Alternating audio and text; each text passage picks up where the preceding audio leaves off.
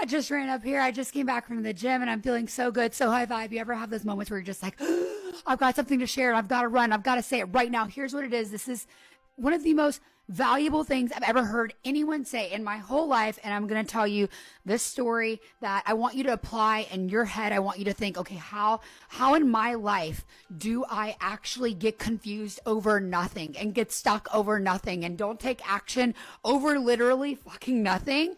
Because we're afraid of actually making a choice. And the choice isn't that hard. We get stuck thinking, oh my gosh, this is a big decision, but like it's not a big decision at all. And we just get stuck on it and we self-sabotage that way. Let me tell you a story. So I have been going through and I'm speaking in existence. I am healthy. I am whole. I am feeling good. But over the past few months, I have dealt with some mysterious health issues, like some significant things like unexplained fatigue and parts of my body just aching randomly. It's been hell. But I had so many people giving me unsolicited medical advice, and I'm going to actual doctors and I'm trying to figure this out on my own and I'm doing my own research. But so many people have said, you just need to start eating meat. Well, not that this matters and whether you eat meat or you're a full-blown vegan. I don't care. I don't treat my personal diet habits like a religion, but I'm a pescatarian, meaning I eat fish. That's what I eat, an inspired diet. When I feel like this makes me feel good and I'm craving that, I eat it. And let me tell you, some days that's cookies and some days that's broccoli, but I just stay balanced. I don't like restrict myself. I just eat what I want, what makes me feel good. Well. So many people have been telling me, Sophia, you need to start eating meat again. You need to eat meat. And it's like, I eat fish all the time. I eat protein all the time. I'm not lacking anything. They're like, well, you just need to eat meat. And eventually there's this group of people in my family that convinced me that I should be eating chicken again. Look, I have not eaten chicken since I was 23 and have been on and off vegan, vegetarian, pescatarian since 16. My body, I don't even know if my body would know how to process meat. And intuitively, my body doesn't want it, at least not right now at this point in my life. And I was actually sitting there debating, should I start eating chicken? Should I start eating chicken again? Because people were saying I should. Was I about to take my gay ass to Chick-fil-A because that's the only meat that I could fathom the smell actually maybe tasting good? I was about to literally go there because if I'm going to eat chicken, well, at least Chick-fil-A smells enticing. These are the thoughts that were going through my head when in reality, no one could have convinced me of this years ago. No one could have even made me think that thought years ago. Why would I want that? Nothing against meat eaters at all. You do you, boo-boo, but I've been on this path for so long. I don't crave meat. So like, why would I, whatever. They're saying like, you should do this. And I started thinking about it and I was like, maybe that's the solution. Maybe I just need meat. Maybe you're right.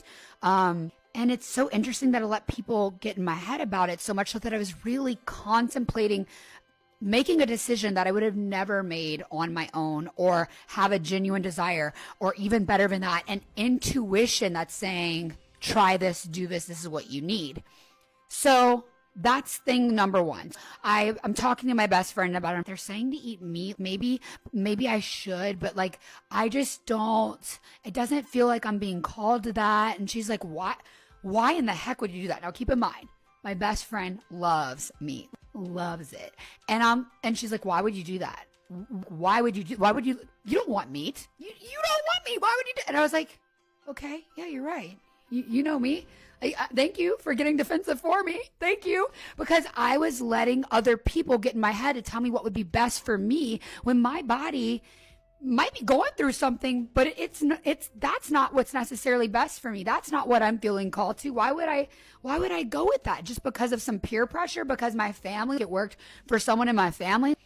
Peer pressure. It was getting in my head. I wasn't listening to my intuition. That's what's so important, to get people around you who know you, know your goals, know what you stand for. Not that, like I said, I don't treat eating meat like a religion. Like some people, like you vegans out there who treat veganism like it's a religion, like you're ruining it for everybody. Because if people had a meatless Monday per se, right? They'd be doing better for the planet and their bodies or whatever, and the animals, than if you shoved it down their throats. You're either a pure vegan or nothing. You're doing it wrong. Like, that stops people from actually trying out less meat in their lifestyle.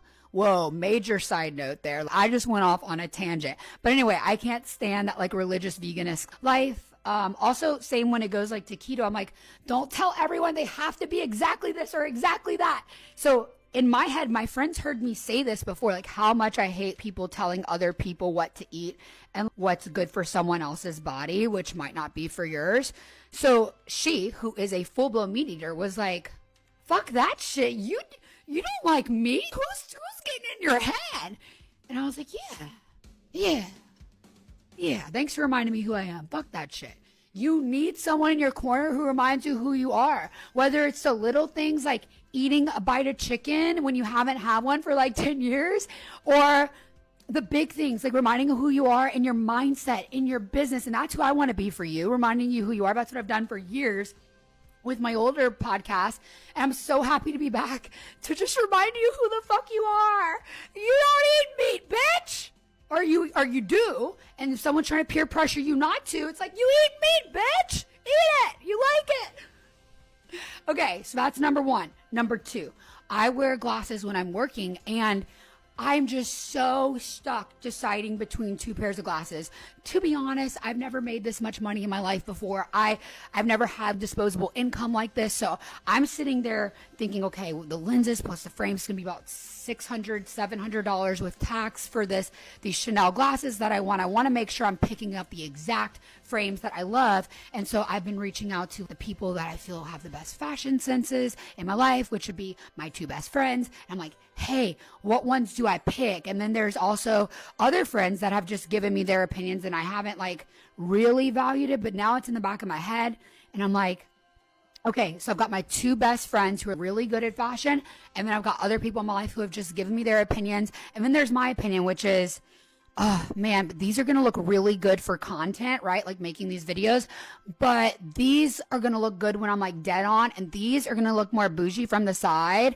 So what do I choose? And it's like, well, I don't know what to do. I don't know why is this so hard? Again, having a conversation with one of my best friends, and I'm like, but these look so good dead on because I like that geeky look, but also the other ones look so good from the side. But I love that oversized geeky look. It looks like I'm a boss. Take me fucking seriously. And she just looked at me and goes, don't eat the fucking chicken and get the geek glasses. It's that simple. And I was like, fuck. How many other areas of my life do I make things more complicated than they have to be? You want what you want, you don't want what you don't want, and don't think about it past that. What in your life are you trying to negotiate with yourself over? Not letting yourself want what you want because something might be better, because someone has a different opinion, or because maybe someone has expectations for you. Want what you fucking want. Because that is the only way you're going to be in alignment with yourself. That is the only way you're going to get up and show up for yourself every day in your business, in your habits, because you've got to be doing it with a higher purpose. What do you want?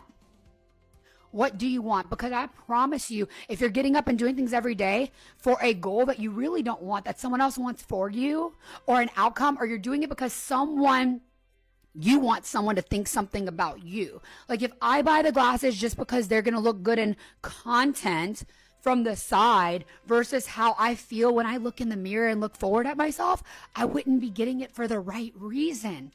I know this is such a trivial example, but I know, sister, you're listening and you're like, what am I not choosing because I'm choosing something else for an outcome that I feel others are expecting from me?